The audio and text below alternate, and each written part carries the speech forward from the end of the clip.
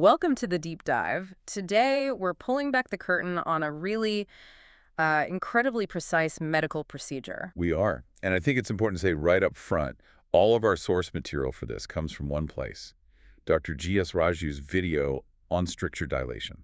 That's right, specifically the one covering the Savary dilator. Our whole mission here is to unpack this meticulous process of using a guide wire to treat esophageal strictures. And if you're someone who really appreciates seeing a complex problem met with a surprisingly elegant and specific tool, this is for you. We're going right inside the endoscopy suite. Okay, so the basic problem is an esophageal stricture, a narrowing. It makes it hard to swallow. Exactly. That's the core issue. But, and this is the crucial part, not all strictures are the same. And that's where the decision to use a guide wire comes in. Precisely. For what we call simple strictures, ones that are short, not too narrow, or for something like an esophageal web, you might not need a guide wire. You have options. But there's another category where it's not optional at all. Right. For complex strictures, these are the ones that are long, maybe sharply angled, and really, really narrow. So trying to push a dilator through that without a guide would be... It would be incredibly dangerous. Yeah. You absolutely must use guide wire assistance or maybe balloon dilation. Without a guide, the risk of perforation is it's too high. So the guide wire is the safety system. Let's talk about the tools themselves, the Savary system. I was fascinated by the measurements. It's all about the geometry. The system is a set of dilators, and they're sized in French units. And here's the key number you need to remember. 3 French units equals exactly 1 millimeter in diameter. Always. That conversion is fixed. Always. It's the foundation of the whole procedure. It ensures everything is predictable and controlled. So you can't just jump from a small size to a really big one. Never. The set starts small, say 21 French, which is 7 millimeters. Then it goes up in steps of 3. So 21, then 24, 27, 30. Which means you're only ever increasing the diameter by 1 single millimeter at a time? Exactly. It's a slow, controlled stretch. You're persuading the tissue, not tearing it. The video also highlighted something that seemed a little strange at first. The need for 2 separate kinds of lubrication. Yeah, that's a brilliant detail, isn't it? They serve 2 completely different functions. Okay, so break that down for us. First, you have silicone oil. This goes on the metal guide wire itself. The dilator has a channel, and the wire runs inside it. The silicone oil makes sure the dilator can slide over that wire without any friction. And if it sticks? If there's friction? Well, the force you're pushing with could move the whole guide wire. You could push it too far in, or worse, pull it out of position. It compromises the whole safety setup. Got it. So that's the internal lubricant. What's the second one? That's the external lubricant. Just before the dilator goes into the patient, it's coated on the outside. And that's purely to protect the patient's own tissue, the mucous membrane, from getting damaged. 1 lubricant for the tool, 1 for the patient. That's a perfect way to put it. Okay, let's get to the star of the show then. The guide wire. It's not just a wire, is it? It's more like a measuring stick. It really is. Yeah. It's the nervous system of the whole operation. It's long, it's metal, and the tip that goes in first is called the atraumatic spring tip. Very flexible, very gentle. But the real genius is the markings. The markings are everything. Starting from that spring tip, there's a mark printed on the wire every 20 centimeters. Every 20. So if you see 3 marks outside the patient's mouth. The tip of the wire is 60 centimeters down.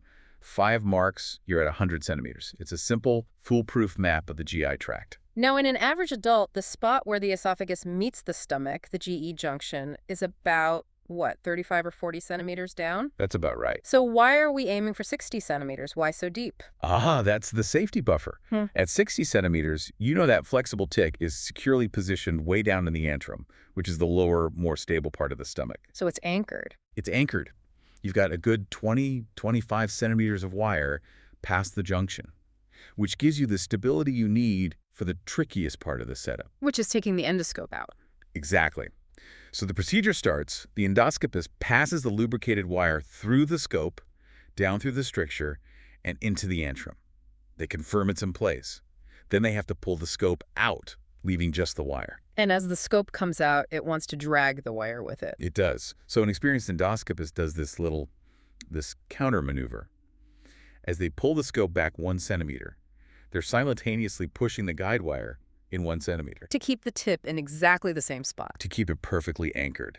Once the scope is out, the work begins, and that's when the assistant's role becomes, absolutely critical. This is where it gets intense. You're saying the safety of this whole thing now rests on the assistant. It really does. Their job becomes singularly focused. They have to hold that guide wire at the 60-centimeter mark and not let it move at all. So they're basically a human clamp. A very sensitive, intelligent human clamp.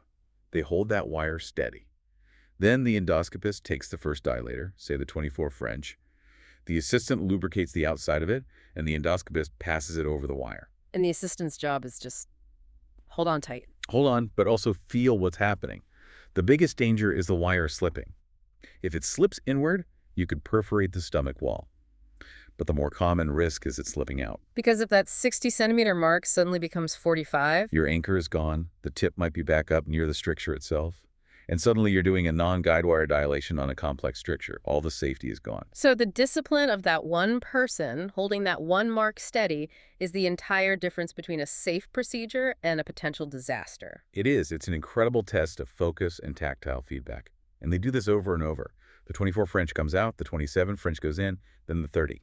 Each pass, the assistant has to maintain that perfect stability. And once they've reached the target size, what's the final step? The last dilator and the wire are pulled out together. And then immediately the endoscopist goes back in with the scope To check their work. to check their work. They're looking for any tears, any bleeding, any sign of a problem.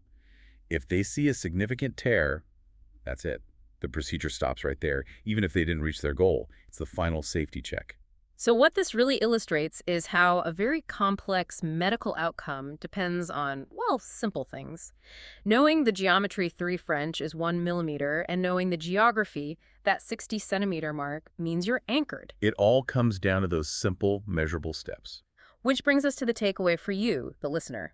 We've just explored a procedure where success is literally measured in millimeters and centimeters, controlled by one person's disciplined hands. Right. We learned that the difference between success and a serious complication hangs on the assistant, making sure one tiny mark on a thin wire stays in exactly the same place. And that makes me wonder, when we're all facing complex challenges, in any field, how often does the entire success of the project depend on our discipline to stabilize the single smallest guiding component? That's a powerful thought. It's easy to focus on the big, impressive tool making the change. But maybe the real key to safety and success is in the person who's just quietly holding the anchor. A great place to leave it. Thank you for taking this deep dive with us today.